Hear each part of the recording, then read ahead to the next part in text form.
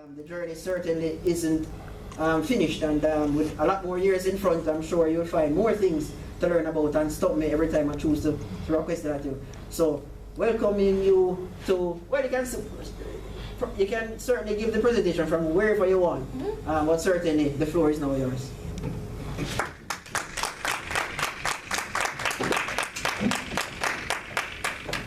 Thank you. That was a very good introduction. Well, according to name, Heru Aishaka Musa Menelek. I chose Heru from the Egyptian Trinity. In the Egyptian Trinity, you have Heru, Osir, and Oset.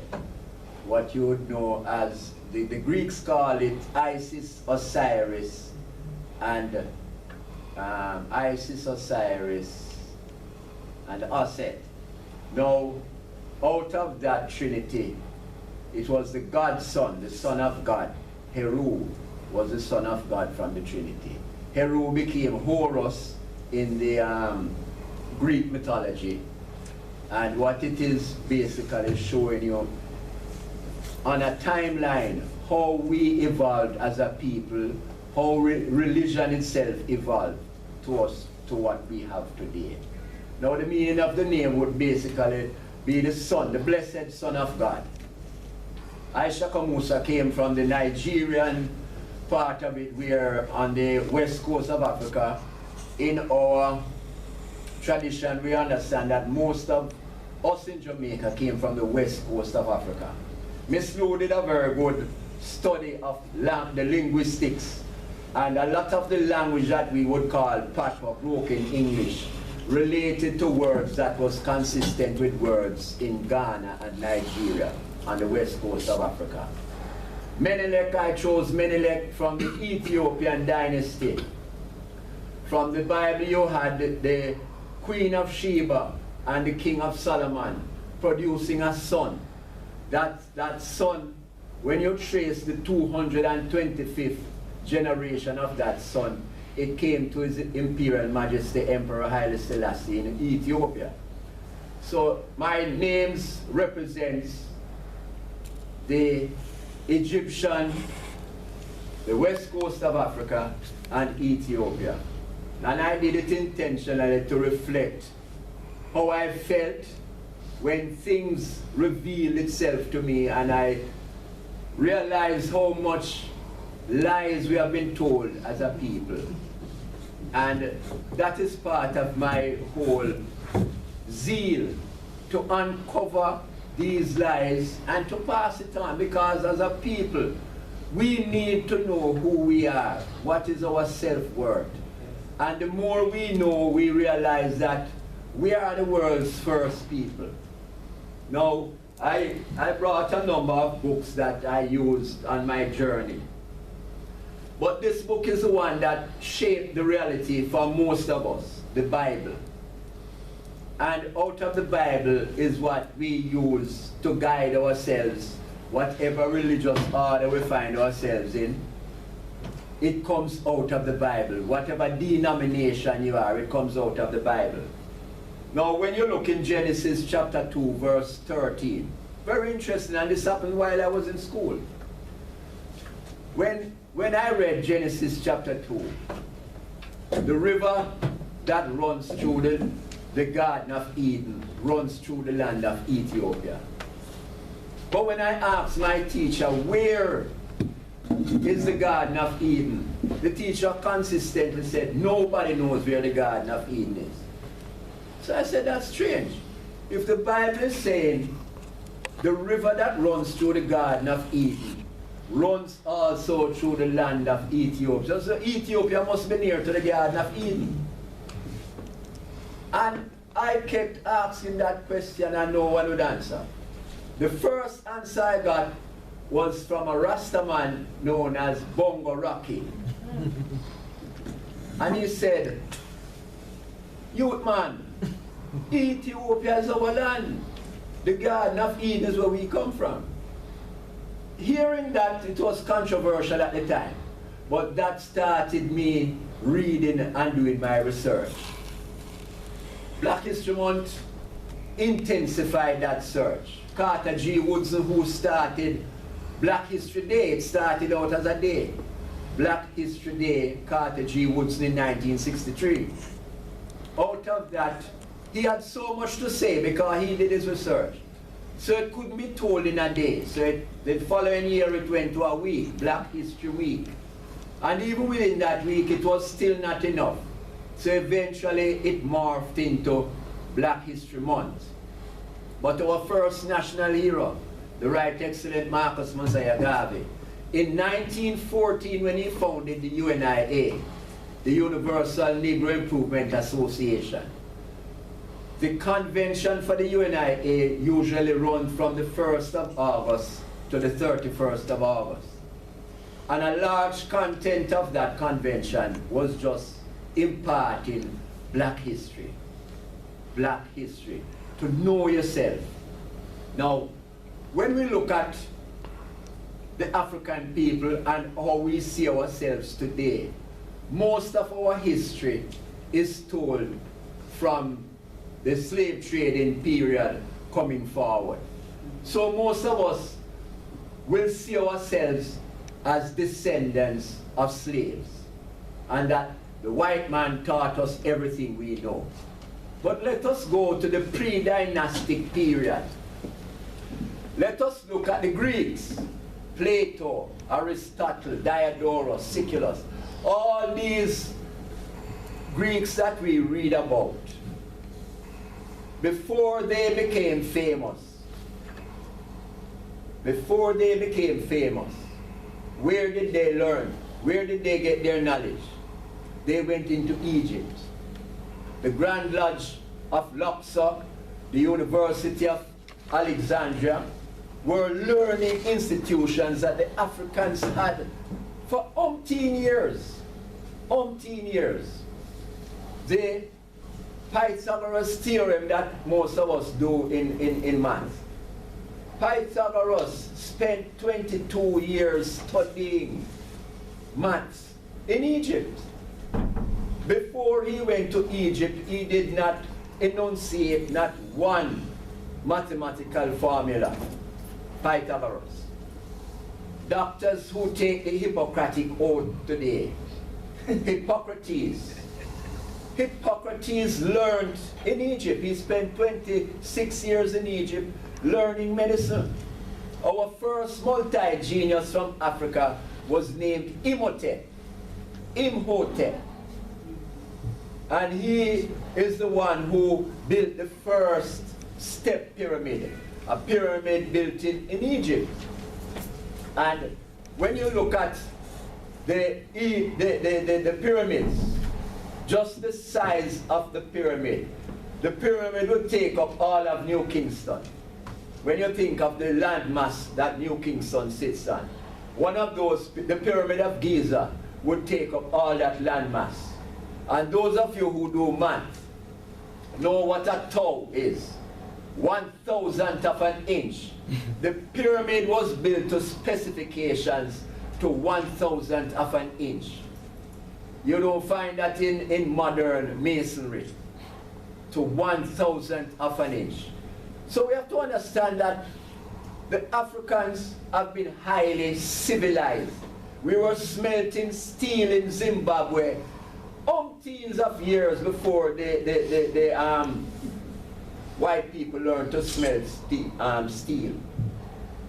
So we have to realize that a lot of the information that we have gotten as a people to say we were taught, we were civilized by the Europeans, nothing like that. Let us look at the first university to be built in Europe. The first university to build on the European continent was built in Spain. The University of Salamanca was built in Spain. Who built that university? The university in Spain was built by Africans, the Moors, M-O-O-R-S, the Moors. The Moors came from northern Africa, Mali.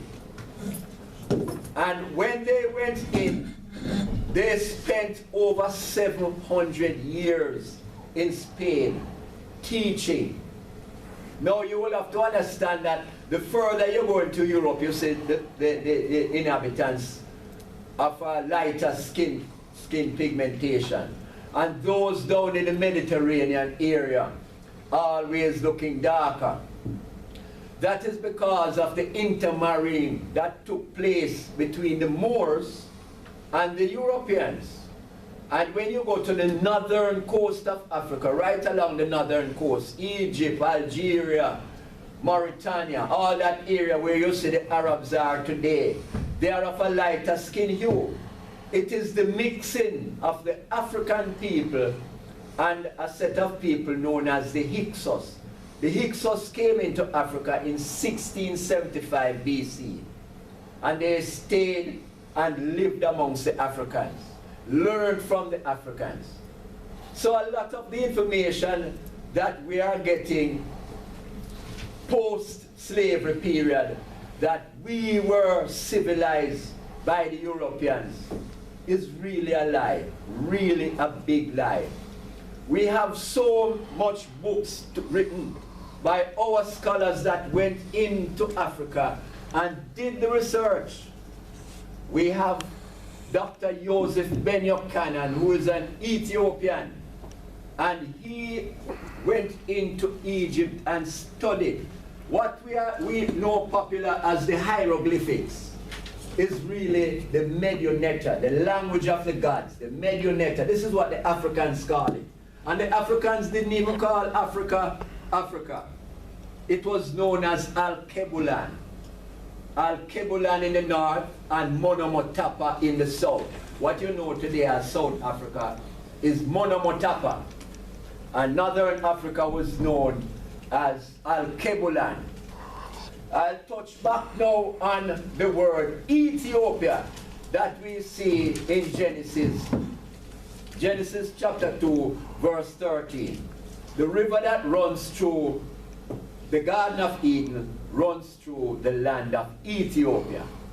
Ethiopia comes from two Greek words. The etymology of Ethiopia means land of the burnt-faced people. Two Greek words, Ethio and Eo, joined together. There's a European known as Herodotus that has written a lot of history about that period. And in it, he describes the people that he saw of woolly hair, burnt of skin. And the only people with woolly hair and burnt of skin is the African people. So when we look at all that information that has been put out there, we know definitively that the Africans were here.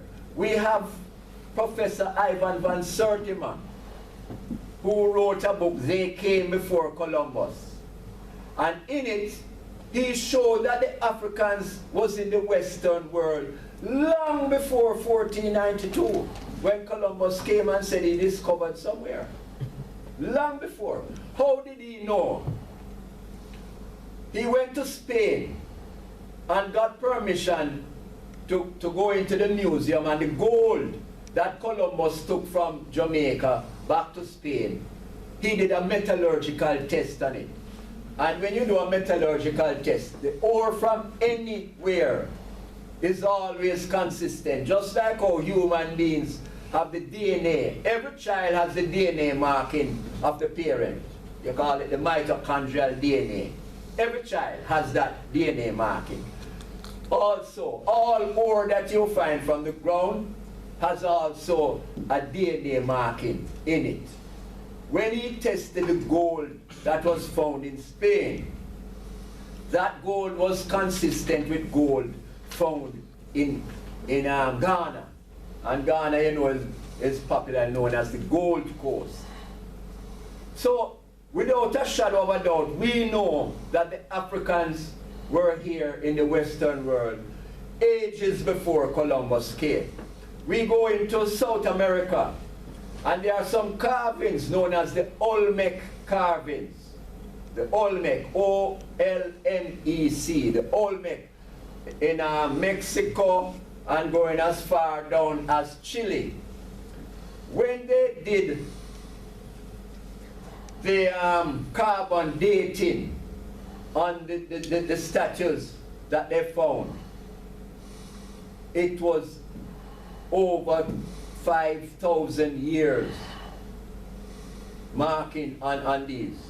So it showed the presence of the Africans in South America over 5,000 years ago. So all this is showing that we were not a primitive people as they try to tell us, that we are primitive and they taught us all we know. They civilized us. The Africans was a highly civilized people long before the Europeans. Now, how do we move forward as a people? We have been told everything by the white people, but should we believe it? Should we live? Should our reality be shaped by all this? No. We cannot shape our lives off it. I will touch on a small bit of religion. The whole fact that we still have the Bible here and we use it to create the different denominations. Now, why do we have so much different denominations on the Bible if it was this wholesome document? We have over 5,000 different denominations coming out of the Bible. And, you know, every year you have new ones coming on stream. Because the ones that are there still divide. Because the doctrine that is there is always debatable. Now, what the Africans had was spirituality. African spirituality. And as we evolve as a people, we find that we will eventually have to get back to spirituality. Because religion is man-made. Religion is man-made. And the doctrines that they put into it, as controversial as it is, will always create divisions. Always. And you just have to look at what we have today. You have the Catholics, you have the Presbyterian, you have the Roman Catholic, you have the Jehovah's Witness, the Seventh-day Adventists, and the doctrine always differ. Why? And you are speaking about the same God, the same Son of God, Jesus, and the doctrine differs. We should ask ourselves why this doctrine differs, and differs to such an extent that one denomination will look at another denomination, because the Seventh-day Adventists will look at the Roman Catholics and say the Pope is the devil incarnate. It has been said, it has been written in books. There are books by the Seventh-day Adventists and the Jehovah's Witness that point to the Roman Catholics as the devils. Such a difference in belief. Vast difference. Though with spirituality as the Africans evolved. And you know, one of the things that they did with us during that slave trading period was to stop us from believing in what we naturally brought with us. So voodoo, obeah, Mayalism, revivalism that we brought from Africa was beaten out of us, and we had to accept Christianity. We had to accept Christianity. But how old is Christianity? Christianity is basically a new world phenomenon. When you look at how long the world has existed, and if Christianity has been with us since, call it, 0, because we are now 2016. So at the birth of Christ. But you cannot even know when was Christ born. Because before Christ, you had to count backwards. You have the BC era, you know, before era. Christ born at 0, and then you started into AD to where we are now. That has never been established. The councils that they had, the councils, you might read about the Council of Nicene. The Nicene Conference is where a lot of this was put together. Where Easter was decided.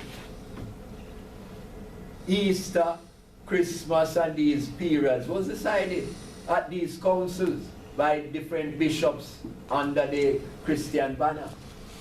But before that period,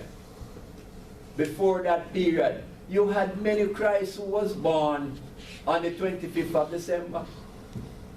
When you study, there's a powerful book I brought there, 16 Crucified Saviors.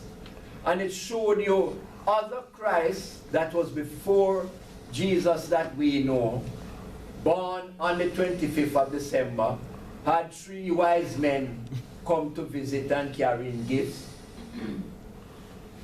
Born in a manger, 16 crucified saviors.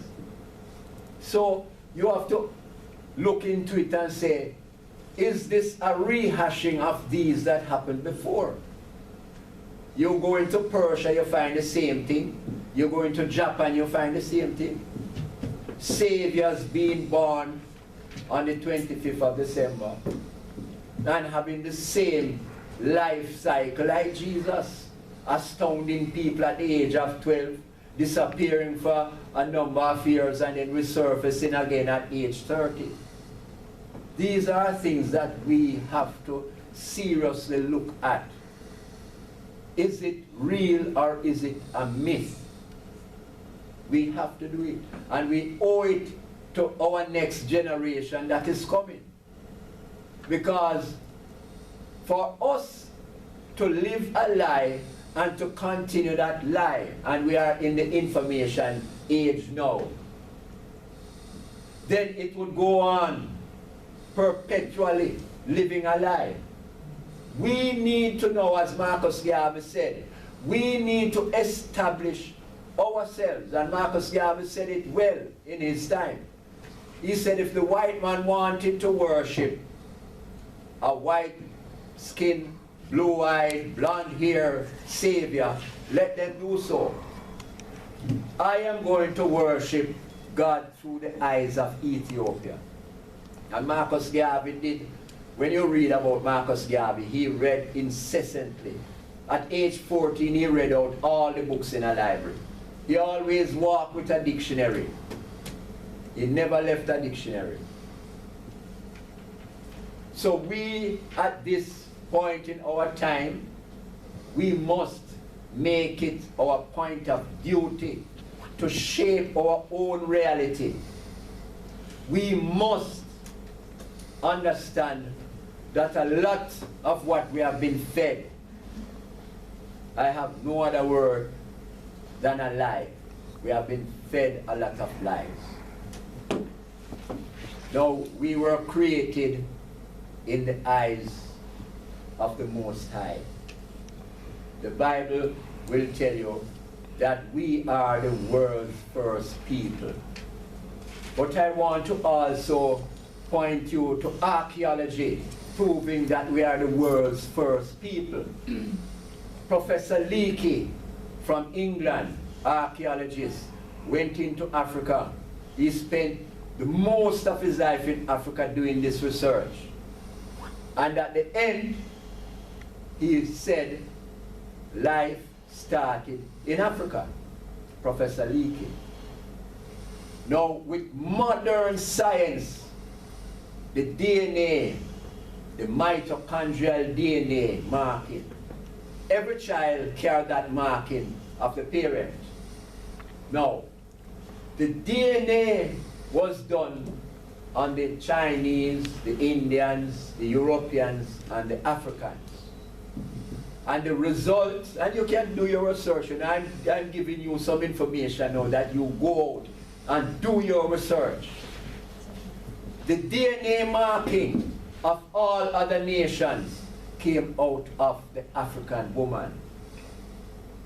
All other nations carry the DNA marking of the African, the mitochondrial DNA marking, which every child carries of the parent.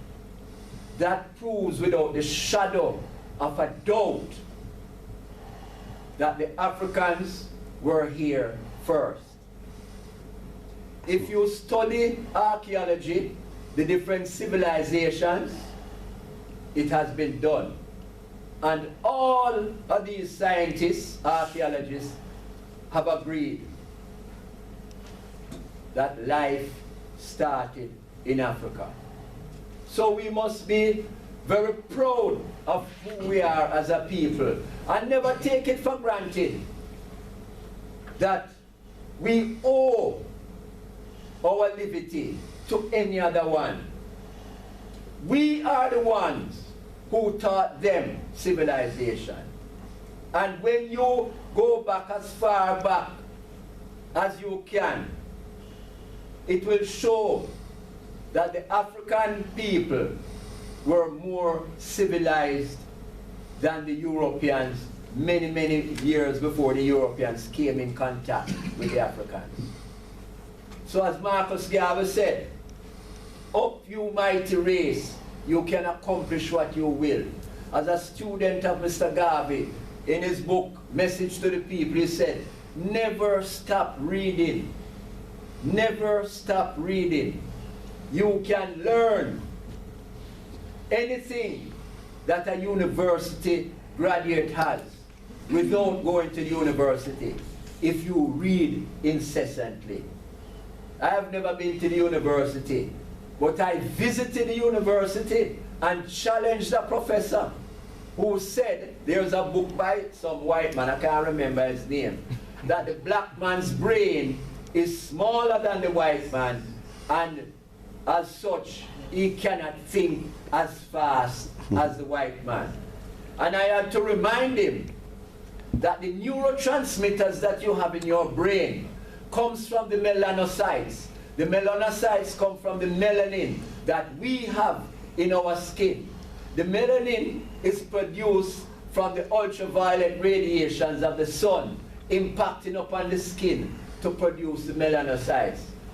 This helps us to think up to 1,000 times faster, synthesize information faster than any Caucasian. And we have proven it so many times. I'll come into present time, the lights that we have was invented by a black man, Louis H. Latimer. Blood transfusion, invented by a black man.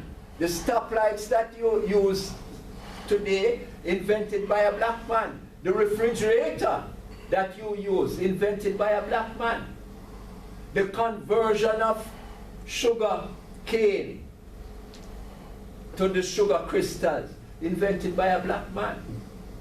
And our cellular phone, that technology that we have today, was invented by a black man.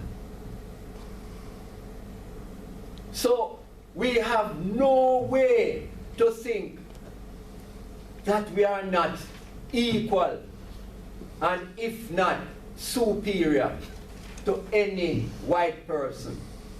And we should never feel inferior to any white person, because we have been given from the Most High this that we have on our skin, melanin.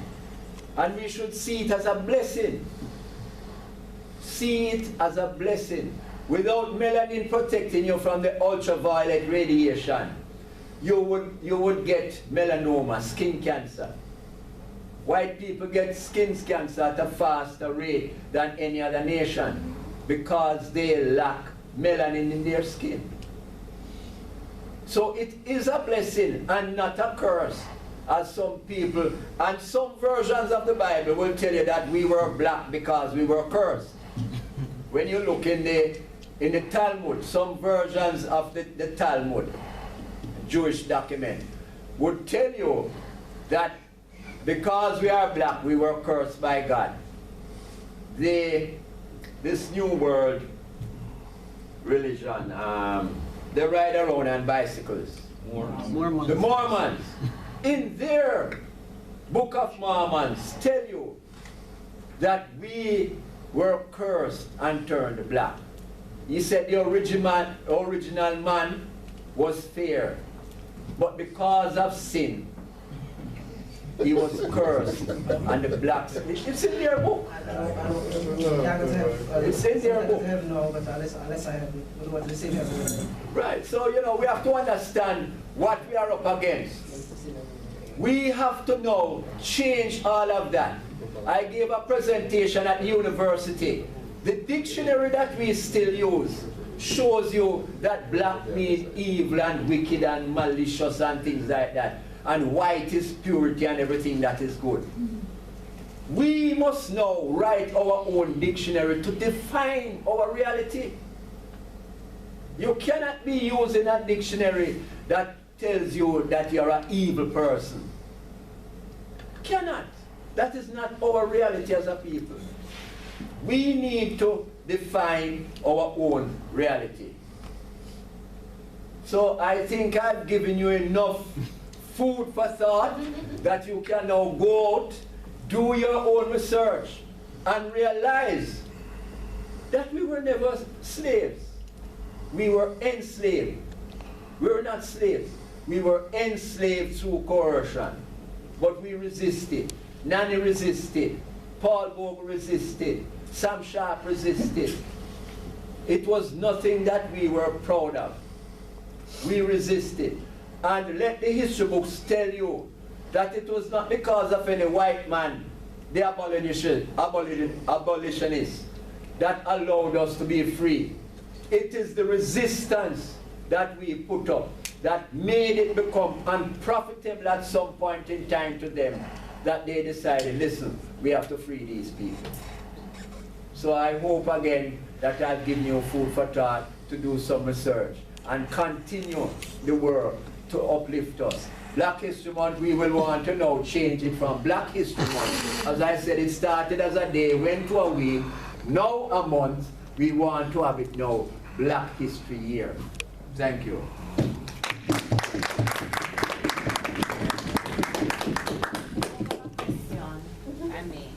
And forgive me if you had touched it before I came in. You had said that the original inhabitants of the Western world were Africans. Did I get that correct? That's what you were saying? No. I wouldn't say Africans in the truest sense. Okay. They migrated. They traveled out of Africa. But if we follow John Jackson's, he did more research than I read his works. The evolution of man. Man started in Africa, right? And then man migrated. And you understand that when you remove from the tropical region and the sun is not impacting on you, you start to lose pigmentation. So as man traveled outside of Africa and populated different parts of the world, he lost the ability to produce melanin, and his skin became fairer. I know today there are now some white scientists trying to put forward a different spin on it. But we know that the Africans went out and populated most of the earth. That is what we, at this point, we still expound. But after that period, when you had now Homo erectus and the nation started to come forward, after Homo erectus and the different nations started to formulate, and something we should understand, that the vegetation, food that you eat also impact on your features. If you eat a lot of carrots, would you know that you get a orange pigmentation? It happens. And if you eat a lot of chlorophyll, you will eventually have a greenish looking pigmentation. It has been proven. So the different areas that man went to in that Paleozoic period, they adapted to where they were and became whether Indians, Chinese, Europeans. But what I was actually speaking to is the Africans were actually going over in these areas long before Columbus discovered the Western world. Columbus sailed in 1492. The Africans were there over 5,000 years. 5,000 years before. Proven. There was proof that they had invented ships or boats to carry them from Africa over to the Western world. Yes, they had ships, they had the means. And all right, the trade winds. All right, if you notice hurricanes, when we have hurricanes, where most of the hurricanes start from? Off the coast of Africa and come right across. Yeah. So the trade winds naturally blow in this, and I think the Japanese, a team of Japanese actually did it, got something similar like a canoe, and just went off the west coast of Africa and came right across and ended up in the Western world. And that'd be interesting to read. Because I did read the works of John Jackson and, years ago. I'm not sure if I agree completely with everything that is in it, especially since I do believe in terms of that we as human beings continue to evolve, and the evolution would of course affect our eyes, our hair, our skin. But to say that simply moving into a different direction and a different area where sun and food will affect you and still affect you several generations later, that even if you're transplanted from China to Jamaica, I haven't seen any Chinese persons who have converted back to woolly hair. Well, you're talking about not hundreds of years, you know, not thousands of years. We are moving into millions of years. Millions. Man, God, and civilization in showing the evolution of man traces man from the basic elements. And there's an astrophysicist now, the name failed me. When I remember the name, I'll tell you. He has done a lot of work in that area also. Very nice. Okay. One question as well. So, as you rightfully said,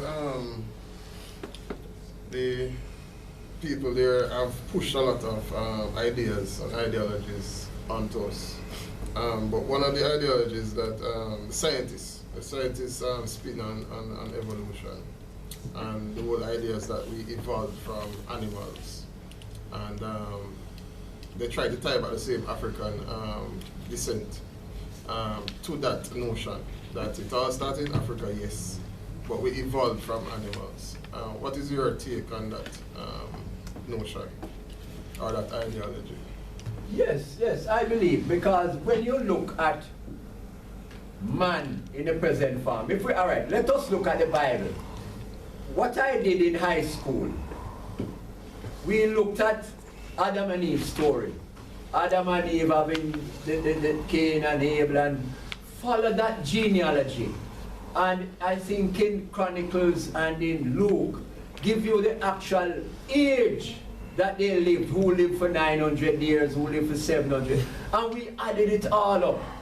And we said, but the earth has been around much longer than that.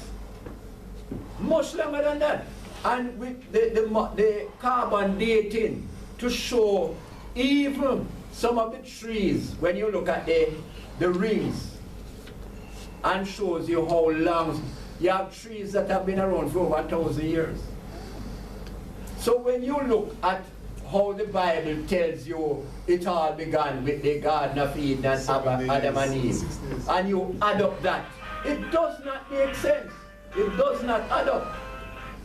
Even in the Bible story, Adam and Eve had Cain and Abel, and Cain killed Abel, and he went to the land of Nod and found a wife. It doesn't add up. Where do I come from? It doesn't add up. So we have to understand that. And what you have to understand, how this Bible came into being. You have two versions, and if you read it carefully, you can see it is two different stories being joined in one. If you read carefully, right? Why? You have the Jehovistic version, which was one version that was done by the essence, a group of people known as the essence. And then there was another version. Both versions were put together to form Genesis. Where man was created and then the animals and everything was created going down. And another part show you that man and woman was created. So when you look at it, it conflicts. And these are the things that we picked from high school days in the 60s. Marcus Garvey Jr. was my physics teacher. And we would sit down at lunchtime and we would reason, and you know, he would always point these things out to us and give us assignments that we'd have to go out and do our research. The Bible does not add up if you read it very carefully. If you go into Galatians, Galatians will tell you that Abraham did not exist. Abraham is an allegory. So, question. Yes. So you don't believe the Bible then? Parts of the Bible. You have to understand. No. If it don't add up, then you can't believe it. No. You Because have to, the first. all right, let me tell you something. The 10 Commandments as we know it. Thou shalt not kill and down the line. Right? The 10 Commandments. The 10 Commandments was preceded by the 42 admonitions. The 42 admonitions. It is inscribed in the pyramid. You can go there today and go into the pyramid. You are saying that the law came, thou shalt not kill, when Moses got it? No. No, the Bible is saying that. It was there long before. But the question I was really getting to, is that you're saying from your readings and so that, you know, it's all like a big motley mix of stuff and some of it is true and some of it is not true. Right. So how you know the part in the beginning that when you started out your presentation about the Eden The Garden of Eden and the river running through it? Yeah, so how you know that part is not mixed up?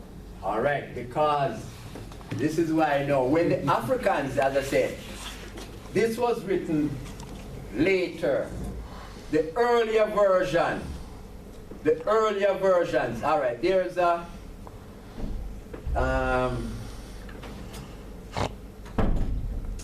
video out that you can look at.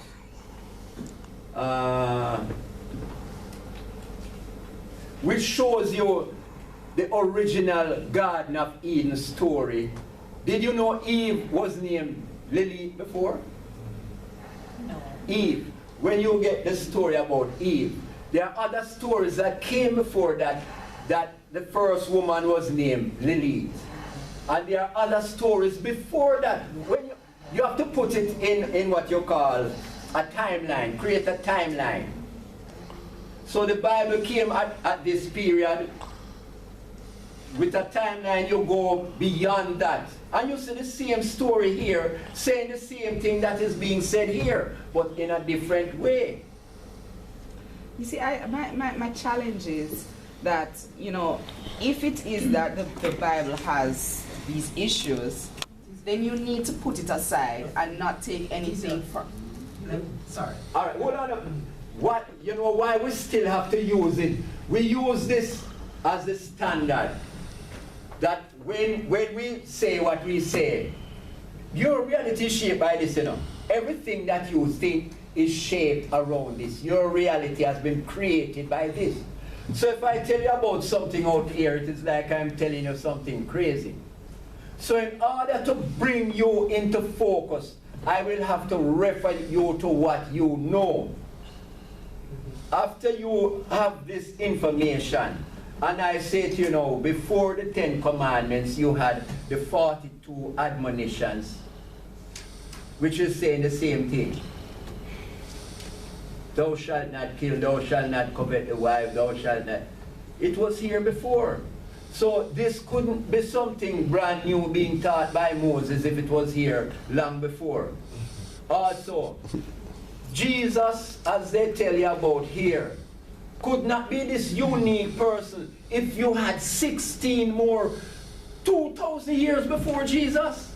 born on the 25th of December, had a virgin mother, had 3 wise men come to visit them. You understand what I'm saying? Okay. So you have to know, when you have the information before this period, then you can understand. And you see, this is the problem with it, you know, that our reality has been shaped by this document. Our reality as to how we exist as a people is shaped by this document. But when you look at this document, it is flawed. Let us look, all right, who came before the Christians? Who, in the Old Testament? The Jews. Right. The Jews preceded the Christians. So the Christians evolved out of the Jews. Who was there before the Jews? You had the Essenes. Before them. You have to understand in context how it evolved. It is a timeline that you have to look at. And this is what I'm saying. In the BC era, they had to know when, all right, this was constructed in 325 AD. This document was constructed, put together. Biblos means little books. Biblos, the word, means little books. So all this collection of books. Why do we have this 66? 39 Old Testament and 27 New Testament. And you must have heard about the Apocrypha. Books that were not included in the Bible. No, these are the bishops, the 300 bishops that came together in Nice, at the Nicene Conference, and decided which books are canonical, which are the books are we going to use. So we use these. The Catholic Church uses about 9 books that is not in this, the Apocrypha. But even outside of the Apocrypha, you still have lost books of the Bible. There's a book that I brought here, the Book of Mary. Why is not the Book of Mary included in this, the mother of Jesus? And you exclude the Book of Mary. Such an important book. The Book of the Garden of Eden is excluded. These are books that are a part of it. But they said these books were not canonical. So it was not included in the final 66 that they decided on. But there are many other books. The early Rasta man will tell you about the Maccabee Bible that has a lot of history that is not, well, it contradicts some of what is here. But we must remember, you know, that this was put together by bishops from different parts of the world that they called together. I think you had about 10 or 15 of these conferences of bishops that they came together and decided. This is how Easter was decided. Easter is not a specific day, even though something specific happened, should have happened on that day. It is tied to the vernal equinox. Just as Christmas is tied also to a time period, not a specific date. The 25th of December was worshipped as the day of Saturnalia. It's a pagan ritual. And Constantine brought it under the, and because it was such a popular day, they said, well, let's piggyback on this thing and use the 25th of December. This was decided at the council. How can you, Jesus, how can you not, you know so much things of dates that happened before, and you cannot tell me when Jesus was born? Such a significant thing. They are saying he was born somewhere between 7 BC and 4 AD, 11 years. 11 years span. The significance of the birth of Christ. You should have that date recorded. You have dates recorded of what the Pharaoh did in 435 BC. Recorded.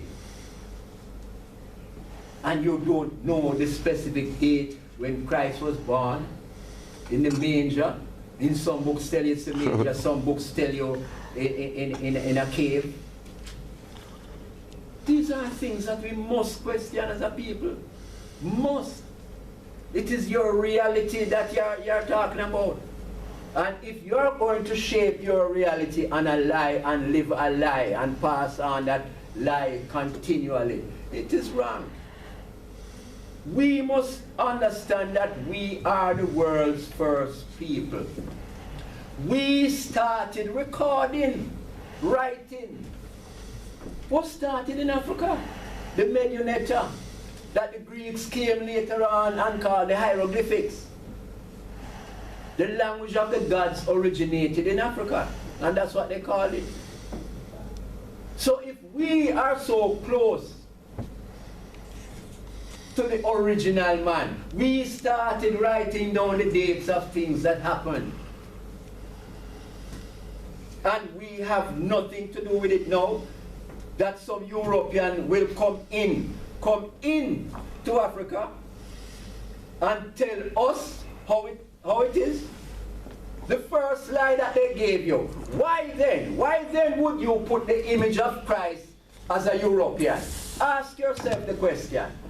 Why would, if they are saying, thou shalt not bear false witness, the 10 commandments, thou shalt not bear false witness, and you are putting the image of the Son of God, and you put a Caucasian image. Why?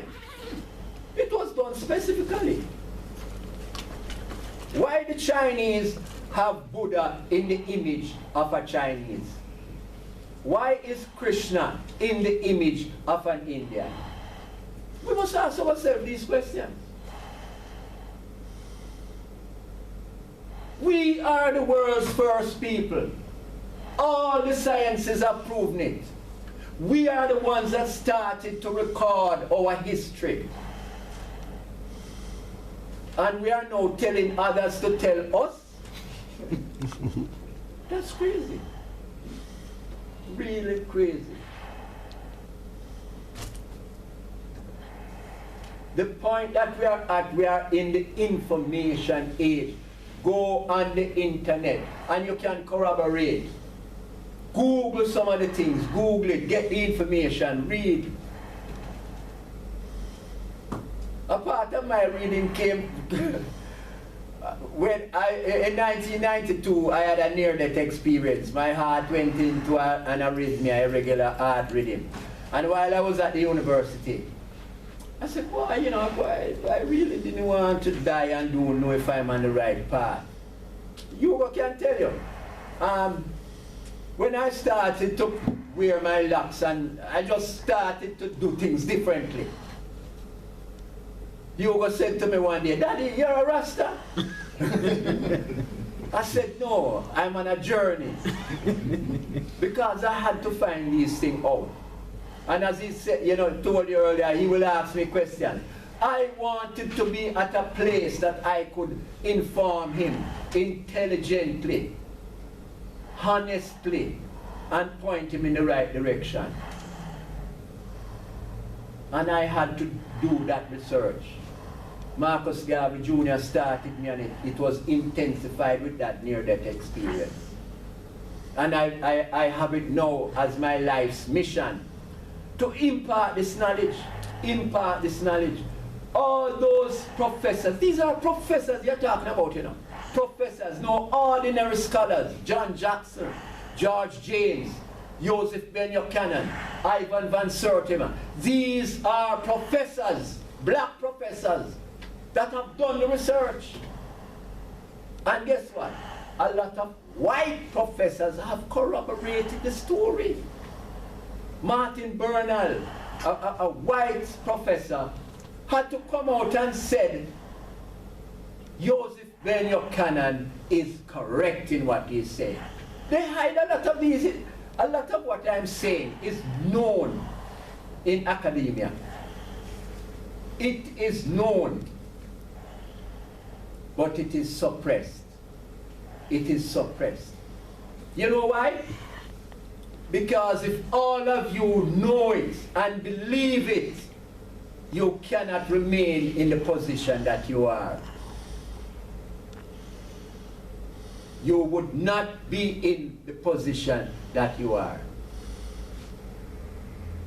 But because we don't know it, and some of us don't want to believe it, we want to, I'm trying to remember another name, but not coming.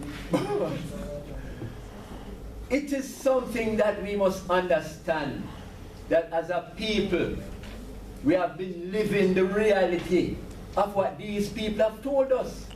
We are living their reality, not our reality.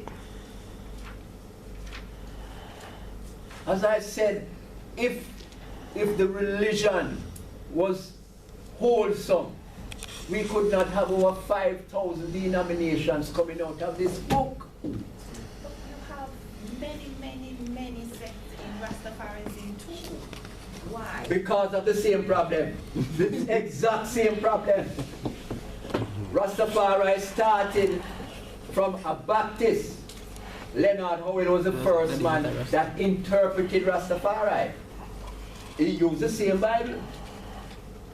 He used passages out of the Bible. Ethiopia shall stretch forth her hand unto God.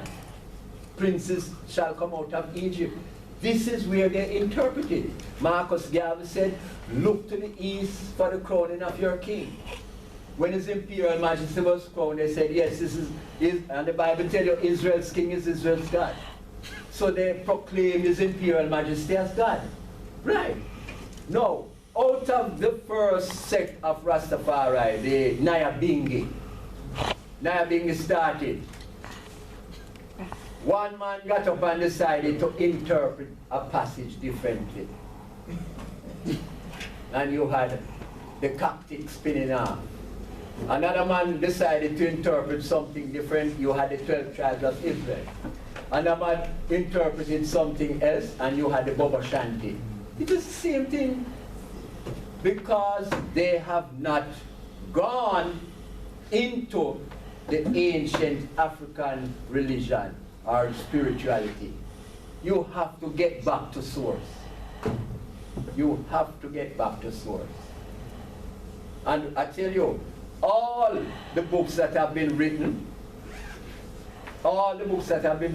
if you study Buddhism, you end up in Africa. Yes. If you study Hinduism, you end up in Africa. All religions that you study and you put a timeline on it, you eventually end up in Africa. But isn't spirituality the basis of every religion? All right, religion has... Because I know that religion has now become a set of, and I see Cuban and all this stuff, but I know religion has always been a set of, religion as we now see it, are a set of rules. Right. Right? Which was, I believe, never the intention, certainly never the intention, I think, of Christianity.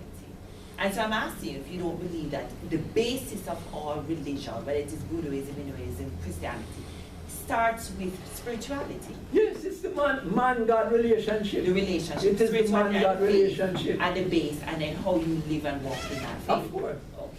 But it is the teachings that differ now and The create. teachings, yes. And what you're going to take from it.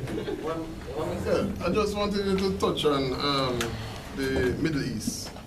What's happening in the Middle East with Pakistan and Israel and the Holy Land, the fight over the Holy Land. Not Pakistan, Israel, Palestine. And it's in the same breath, the whole idea of Zionists, the return to Zion, so to speak. Yeah. And all of that in one big ball, just all of that ties into one another. Zion, Promised Land, like the Palestinians and the Israelites. Because this is centuries of war over one little piece of land on earth that was promised to them according to the same book. the promised people. It is the interpretation. Yes. It is the same interpretation of the Bible, that the land was promised. But who is the real Israelites? The people that occupy that landmass now call themselves the Jews that we see are not the Jews. Another great book by Professor Ben Yochanan, We the Black Jews. The original Jews are black people. The original Jews are black people. And it's because after World War II that this land was promised to the Jews, a set of people that have been given the name Jews and have started to practice the ways of the Jews. But the original Jews are the black people, Beta Israel. Those are the original Jews. And what these people have created now is a war. So you have Islam fighting, you have the Jews fighting, and you have the Christians fighting.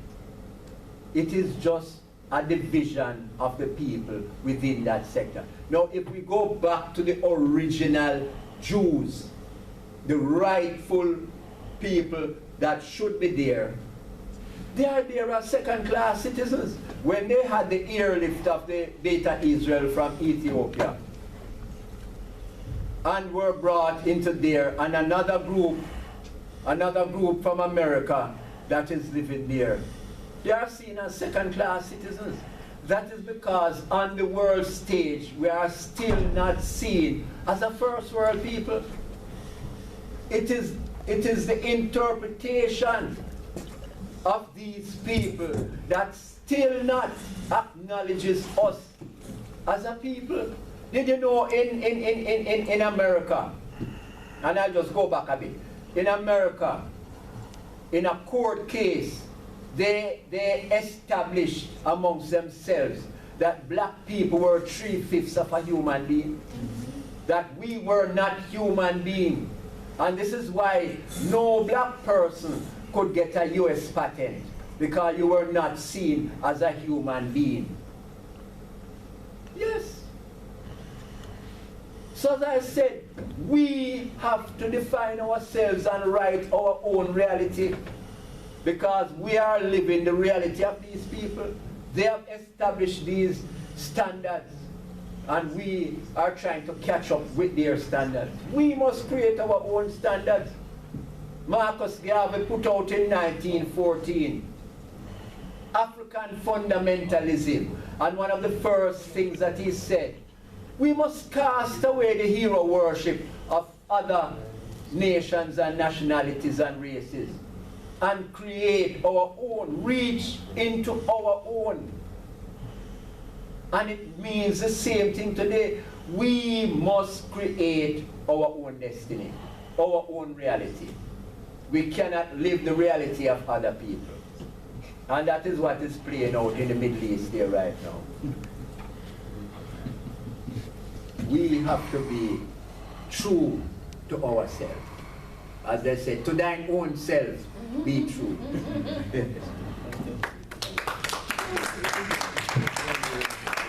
I'm going to ask Rotarian Vice President Gareth for the vote of